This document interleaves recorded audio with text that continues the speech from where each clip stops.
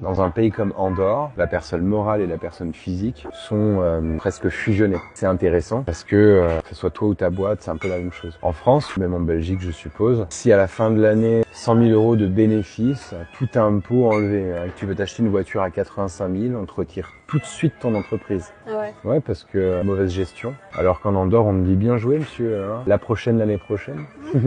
C'est un peu ça.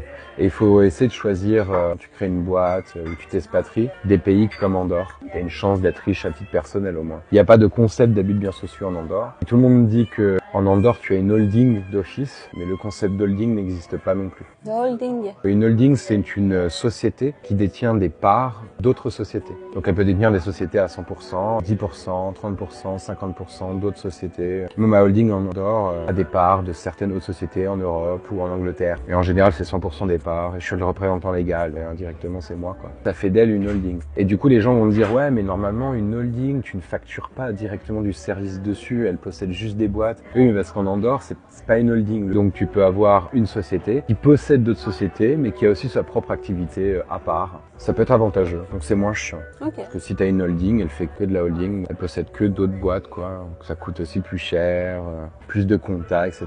Facturé sur plus de boîtes, du coup, elle peut pas avoir une activité à part entière. Voilà, c'est un peu chiant, mais moi j'aime bien. Ok, bah merci.